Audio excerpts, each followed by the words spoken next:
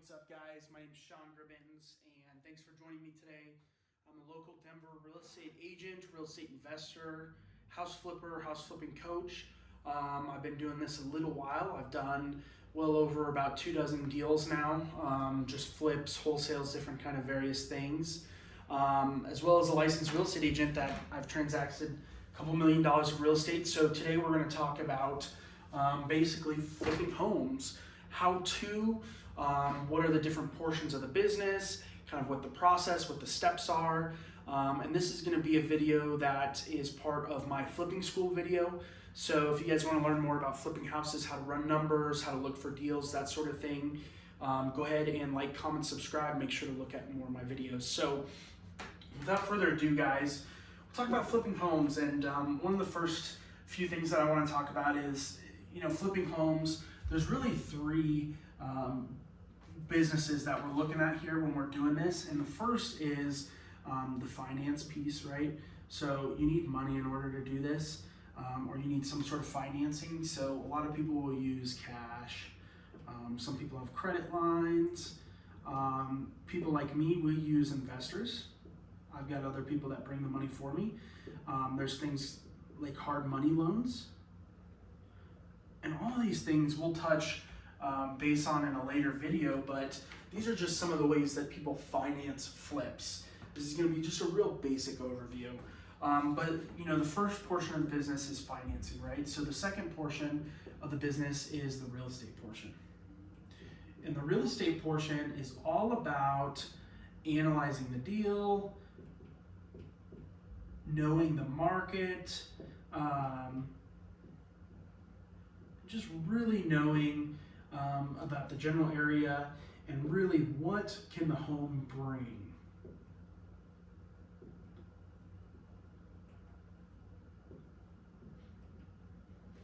So those are kind of the real estate aspects. So in order to do a flip, you got to know about the financing. You also got to know about real estate, especially real estate, because without the real estate, all these components take one another in order to work, right? So basically with the real estate component, we're talking about running numbers, we're talking about knowing the market, knowing what the house will sell for, and really the most important key aspect of the real estate portion is knowing what you can do to these properties, what value can you add to them in order to make a profit, right? Because that's what we do, is we add value in order to create a profit.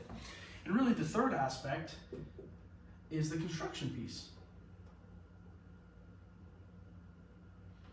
So the construction piece is really important too, because during construction, this is a whole nother business, managing contractors, which is essentially babysitting if you ask me, but managing contractors, staying within your budget.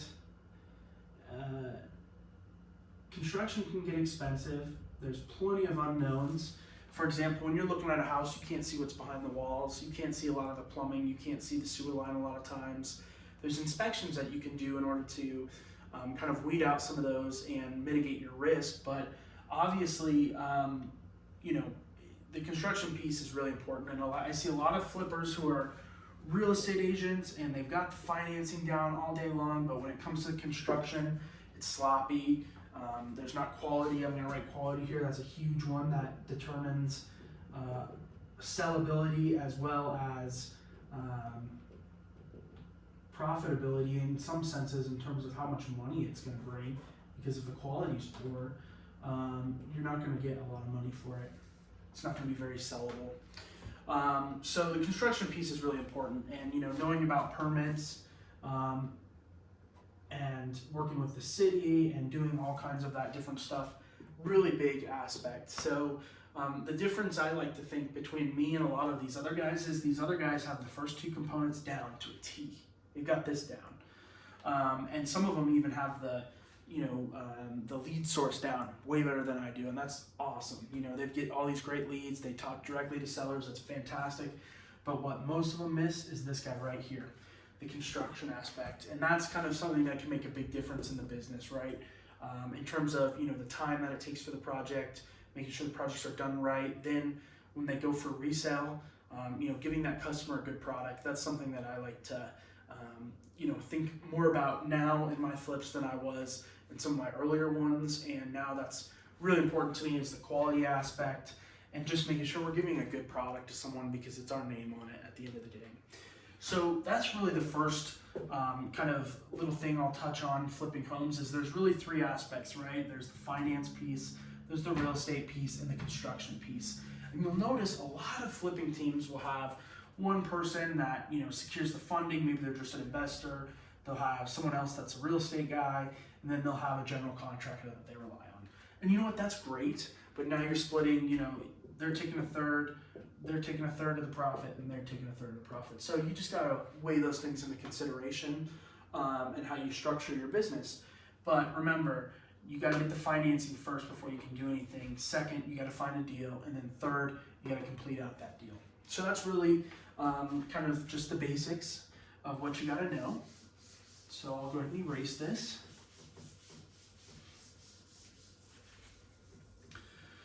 And now what I'm going to do is I'm going to talk a little bit about the process of flipping a house and what's entailed, okay? So the first step is really to, locate your financing, right? So we need money. And we'll touch base again on financing, where financing can come from. Financing can come from friends, come from investors. You can find people who've got money, who want to make the money work. You can partner up with them. You can find people that have retirement accounts that are self-directed. So I'll put SD retirement account here. That's a big one that not a lot of people are tapping into, that you'd be surprised how many people have retirement accounts they can turn self-directed and fund flips with. So that's pretty cool. Locating money, the other thing that you can do, which most people do, is hard money, which is finding a bank or a lender who lends out money that doesn't have necessarily as many requirements as some of the bigger banks would if you're trying to get a conventional or an FHA loan. Hard money is going to be kind of the one box checks all kind of method. It's expensive though. Most people are paying 10 to 12% on a yearly note, interest only, and they're paying 2 points at closing. And a point is basically 1% of the loan. So if we've got a $100,000 loan here, 2 points of this, 100,000 would be $2,000. So that's basically how points work, and you'll hear that term a lot in the mortgage industry and the flipping industry especially. But once you've got your money and you've got your financing kind of in place, now you're ready to start looking for deals, right? So 2 would be finding a deal. And part of finding a deal is running the numbers. I search about 150 deals before one deal comes across my desk that goes, ooh, this may be good. And it's probably about 500 deals that come across my desk before we're like, that's one. We're taking it. We want that. We want to buy it. And there's so many times where I can just look at the email from wholesalers, from all you guys that are sending deals, and go, nope, nope, nope, nope, nope, just because I know the area and I know the number. I've done this so long. So, there's so many deals that come across that are just crap, crap, crap, crap, crap. Okay, that one looks good. It doesn't end up working out. Okay, crap, crap, crap. Oh, look at that. And we'll finally lock one down. It's a numbers game at the end of the day, guys, just like anything else. And when you find the deal, really what's most important is making sure your numbers are right and making sure you're good on your numbers, because the numbers are everything. If your numbers aren't right, you're not selling it for what you thought you were sell for. Your construction costs will probably go over, and then good luck trying to find profit at the end of the deal. So it's really important that when you're running these things, you're running different scenarios. You're really looking at this deal and going, what happens if this goes bad? What happens here? What's my exit plan? What if the project runs another 8 months? I mean, there's hundreds of different things that you can run into flipping houses, which is why it's pretty risky. So really running the numbers, running the scenarios, making sure the deal is a good deal is going to be key, right? Because then once you find that deal, the third thing you're going to do is submit an offer. So we submit an offer, and if the sellers accept the offer, Then you go under contract, and depending how the deal's set up, some sellers will allow you to inspect the property before or when you're looking at finding the deal, okay? So before you make an offer and submit it, you've already inspected the property. This can be scary sometimes because you don't have an inspector there that can come and look at the property. Usually you have 15, 30 minutes to an hour to get in, get out, and decide whether it's a deal or not. And basically, it can be a little daunting because you're not an inspector, especially if you've done this, you haven't done this, you don't know what to look for. As I do more and more deals, there's more things we run into that I look for, time and time again, but things we're looking for is electrical panel, plumbing, roof, what's the outside look like, foundation issues, windows, overall condition of the property. And that's something that comes with experience. Just seeing constant properties and seeing hundreds of properties is really where you're going to dial in, getting that experience. So don't worry about it, but just make sure you're leaving yourself some room in your budget, because that's part of number 3 and number 2 actually.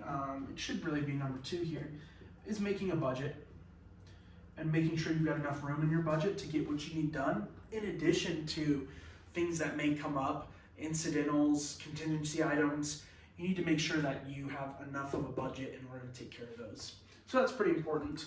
But number 3, once you've submitted your offer, you're going to do the inspection, and depending what comes up on the inspection is how you'll change your budget, right? So if there's things that you find on the inspection that you're not happy with, that is going to be a problem for the next buyer, you need to go in and renegotiate, or just make sure and verify that your budget is still in line, because your budget is what runs everything. So at the same time we submitted the offer, once we go under contract and they've accepted it, a lot of hard money loan officers are going to come in and want to do an appraisal to see what they think the property is going to be worth after you've put your money into it.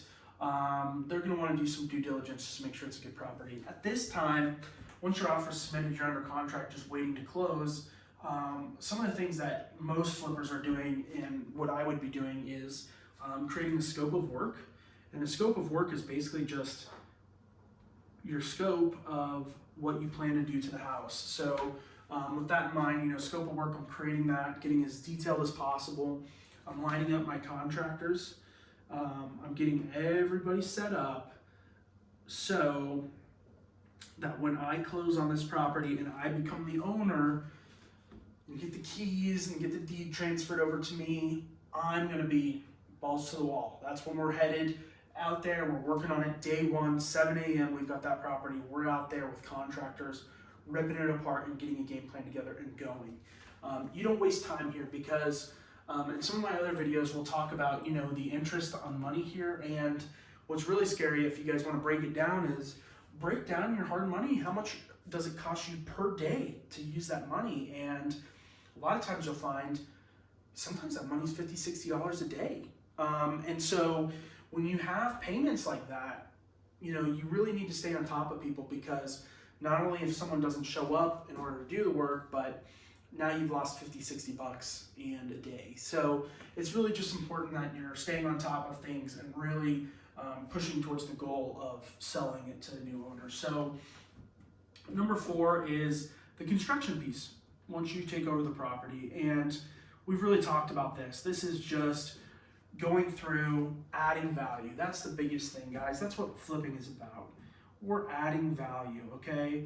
We're adding value so we can then in turn sell for more value and ask for more value and get that profit out of the deal. So we're adding value, and adding value could be removing a wall, updating the kitchen, updating the bathroom, adding on additional square footage, changing the zoning, adding a driveway, anything you think of that can take this property from $100,000 purchase price to where you put 25 into it, for our example, and you sell for 200.